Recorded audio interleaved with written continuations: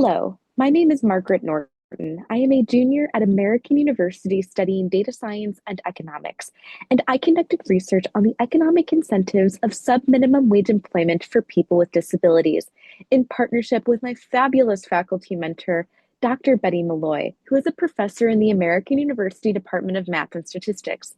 My research explores the relationship between income eligibility thresholds for Medicaid coverage and sub-minimum wage employment outcomes for individuals with disabilities. Prior studies show that people with disabilities in Medicaid expansion states, states with higher income eligibility thresholds to qualify for Medicaid coverage, are more likely to be employed compared to those in non-expansion states. These results reflect how higher Medicaid eligibility thresholds can allow people with disabilities to enter the workforce and increase their income without risking the loss of their benefits. The potential for losing Medicaid benefits when earning higher income is a key reason why people with disabilities choose to work sub-minimum wage jobs. Given that it is still legal in 34 states to pay people with disabilities a sub-minimum wage, I built on this research to explore how Medicaid income eligibility thresholds relate to sub-minimum wage employment for people with disabilities. Specifically, I hypothesized that in states with higher income eligibility thresholds for Medicaid coverage, fewer people with disabilities will work a sub-minimum wage job, as these individuals can earn more income without risking the loss of Medicaid benefits. To assess this hypothesis empirically, I designed OLS and negative binomial models with year-fixed effects. I controlled for high school graduation rate, disability prevalence, the number of people with disabilities using job training and benefits counseling services in each state, and whether or not sub-minimum wages were banned in each state. I implemented a 2-year time lag on the total training and benefits counseling variables and a 1-year time lag on high school graduation rates to account for the time it takes to realize positive employment outcomes after completing these activities.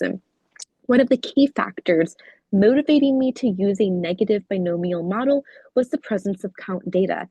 In particular, the main response variable of interest in the model, the number of people with disabilities working a sub-minimum wage job in each state, cannot be negative. However, OLS models can predict negative values.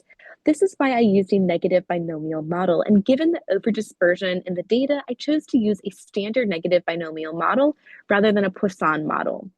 The two graphs help to contextualize some initial patterns in the data before testing the regression models, showing a slight negative relationship between Medicaid eligibility thresholds and the number of people with disabilities working a sub-minimum wage job, and that the number of people with disabilities working a sub-minimum wage job decreased between 2018 and the 2020s. The final best model corresponds to the first negative binomial model in the results section.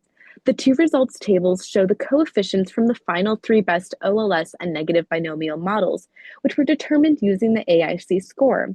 Yes next to state indicates that state-level clustering was incorporated to control for time and variant differences between states. The consistency across both the OLS and negative binomial models, specifically with the direction and significance of certain coefficients, strengthens the credibility of the findings. Beyond this, we can observe from the first negative binomial model that on average, there is no significant association between Medicaid income eligibility thresholds and sub-minimum wage employment for people with disabilities.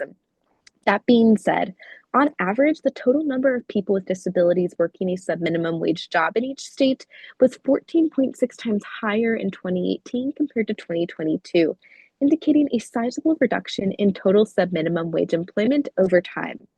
There were also contrasting relationships between the number of people with cognitive versus ambulatory disabilities and the number of people with disabilities working a sub-minimum wage job, indicating that the type of disability may be important when assessing sub-minimum wage employment outcomes. One key limitation was the lack of data tracking Medicaid income eligibility thresholds over time, as we only had 4 years of data. I would like to address this in future research by gathering more data on Medicaid thresholds. Since these thresholds change slowly over time, I would consider imputations to generate more data for use in the analysis. I also want to work with state agencies or the National Archives to access more historical data on these thresholds, another strategy that could provide me with more data to test the models. I want to thank the NASA DC Space Grant Consortium for funding this research, and I look forward to continuing these studies in the future.